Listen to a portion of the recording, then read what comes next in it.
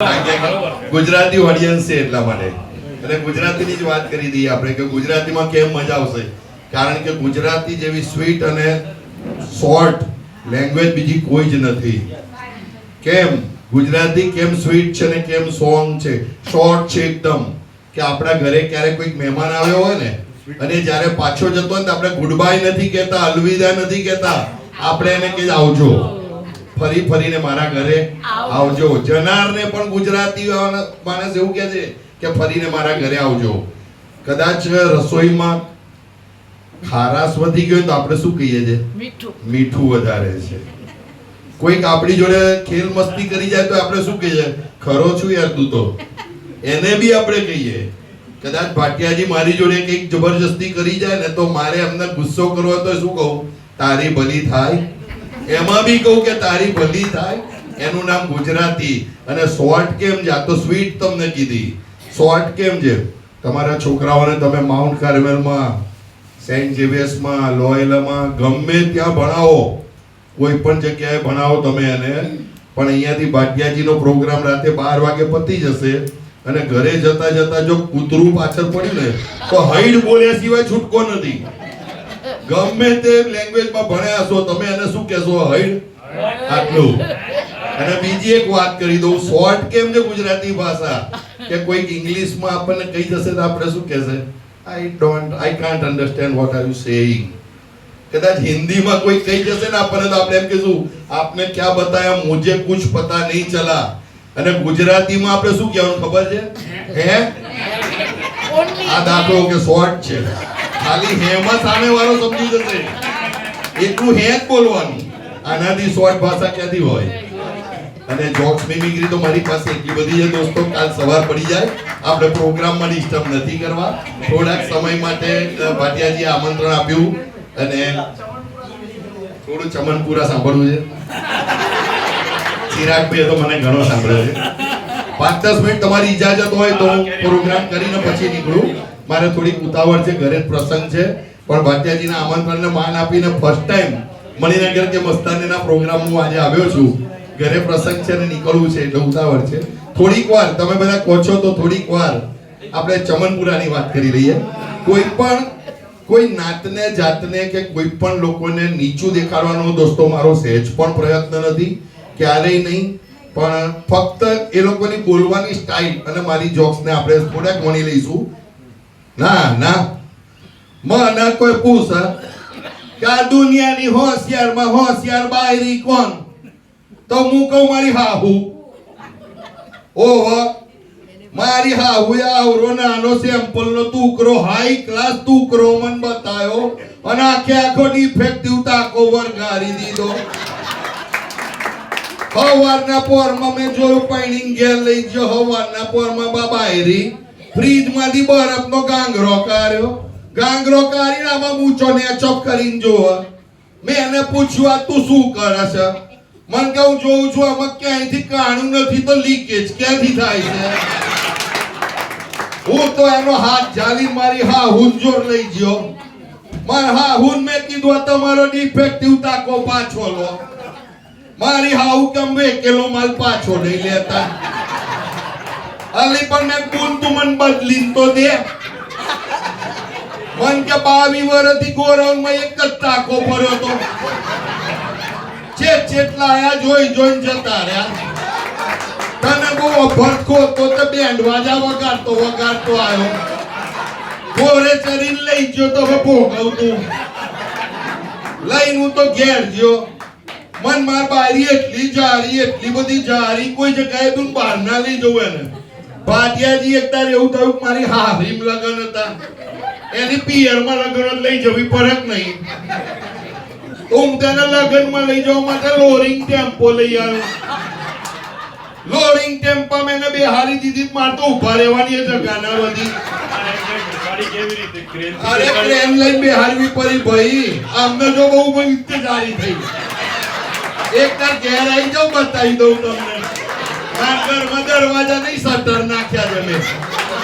એટલી જારી આ હરસા રોજ જોવા હવારમાં મારી બારી એને રોજ જોઈ જાય ને ખબર છે. મારા સાસરી લગનમાં લઈ ગયો એને અને આવું મોટું સ્ટેજ બનાવ્યું તે એની ઉપર બે હારી દીધી અને હું તો રાજકિશોર બેઠા એટલે દૂર જઈને બેસી ગયો મેં હું જોખમથી દૂર રહેવું સારું ત્યાં તો એની કોલેજની બોનપણી દોડતી આવી અને કે હો નીનારી કેટલા વર્ષે મળી શું નવા જૂની શું લગન બગન કઈ કર્યા નહીં માર બાયરી આમ મારી હમ આંગરી કરી હજી કઈ બોલે પેલા તો એની બોનપણી દોડતી આવી મને તો ગાલ ઉપર આમ ચૂટલા ભર્યા બે ગાલ ઉપર જીજુ નહીં મારી વાત તો સાંભળો હજી તો કઈ વિચાર્યું એ પેલા ચૂટલા ભરેલા ચોરી બે ત્રણ પપ્પી કરી દીધી દોડતી મારી બાયરી જોડ જઈને કે તાર સૌથી નાનો ને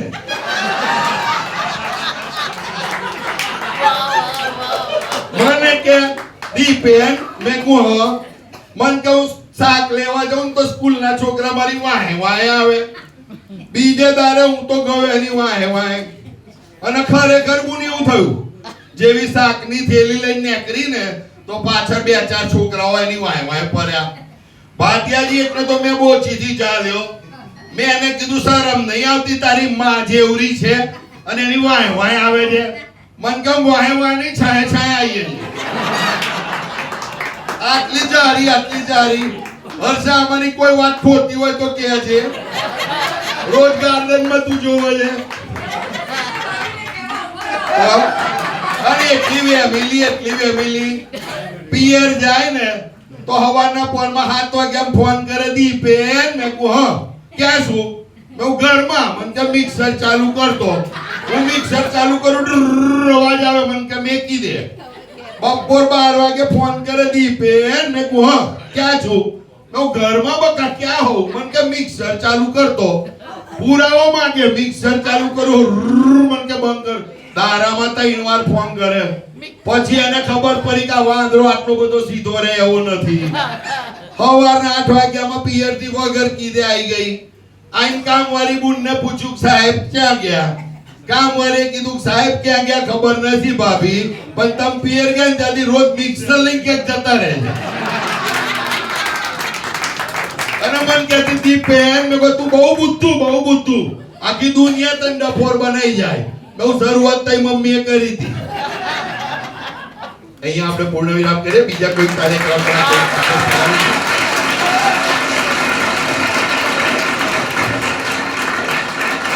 ફરીથી કાર્યક્રમમાં ક્યાંક આપણને ચાન્સ મળશે તો ફરી કોઈ ભાટિયા સાહેબ બોલાવશે તો ફરીથી આવીશ અને આવીશ તો નહીં પ્રોગ્રામ રાખીશું બેન મારા ઘણા મોટા પ્રોગ્રામો કરું છું આખા દિવસનો પ્રોગ્રામ રાખીશું સારું હસીને પેટમાં દુખાડી દઈશું એટલી મિમિક્રી કરીશું અને WhatsApp ના મારા ગ્રુપમાં કોઈને પણ આગ્રહ ક્યારેય નથી કરતો કોઈને પણ જો જોડાવવું હોય તો ભાટિયાજી પાસે મારો નંબર છે ખાલી તમે મને હાઈ લખશો તો WhatsApp ના ગ્રુપમાં તમને એડ કરીશ દિવસમાં એક જ વખત સવારે મારા જોક્સ મિમિક્રી આવશે ફક્ત દિવસમાં એક જ વખત સવારે 2 3 4 જોક્સ આવશે પણ 24 કલાક માટે તમે ફ્રેશ થશો ને એની મારી લેખિત ગેરંટી છે અને એ સિવાય ક્યારેય કોઈને hi hello good morning good night કરતો નથી કારણ કે હું પણ જાણું છું કે દીપેન લોકોના દિલમાં લોક થવા વાળો માણસ છે કોઈના મોબાઈલમાં બ્લોક થવાનું પસંદ કરતો નથી એટલે આખો દિવસ તમને હેરાન નહીં કરું કોઈ ઇન્ટરેસ્ટ હોય તો ભાટિયાજી આપને નંબર આપશે ખાલી હાઈ લખશો તો WhatsApp ગ્રુપમાં તમને જોક્સ મિમિક્રી સાંભળવા મળશે એ ના હોય તો ફેસબુકમાં 2 પેજ છે દીપેન શાહ અને દીપેન્સ ફ્રેન્ડ હસતે રહો સાથે રહો દુબઈનો શાહરુખ સાથેનો મારો એક DP ID છે એમાં પણ તમે વાંચી શકશો Bhatiaji once again thank you very much મને આજે બોલાવવા માટે રાજકિશોરજી રજા આપતા હોય તો નીકળું ઘરે પ્રસંગ જે પણ આપનો આગ્રહ હતો બંનેનો એટલે આજે આવ્યો ફરી મળીશું ક્યારેક ધન્યવાદ इसने प्रोग्राम किए मणिनगर के मस्ताने ग्रुप में नाचना गाना सब बहुत हुआ लेकिन इस तरह का हंसने का प्रोग्राम ये आज हमारे ग्रुप में इतना बढ़िया पहली बार हुआ बहुत मजा आया बहन जी बोल रहे हैं कि एक दिन का प्रोग्राम बड़ा प्रोग्राम करना मैं छोटा प्रोग्राम प्लान करता हूँ लेकिन वो इतना लंबा हो जाता है ये प्रोग्राम भी 6 घंटे का किया था 11 घंटे का हो गया है फिर भी मैं लोगों को गाने नहीं दे पा रहा हूँ तो ये आप सबका प्यार है हमारे ग्रुप के साथ दीपेन जी का बहुत बहुत थैंक्स है, राजकिशोर जी का बहुत बहुत थैंक्स है। राजकिशोर जी का तो अभी बहुत बहुत थैंक्स करना है, बैठे हैं हमारे पास। आइए आशा जी आइए।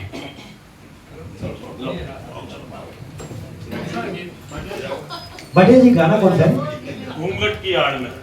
वाह वाह। घूंघट की आड़ से, क्या बात है। फिर हम है भाई प्यार के लिए खूबसूरत करना है। आइए Harsha ji. Okay, thank you very much. Okay okay चलो बढ़िया जी मिलते हैं।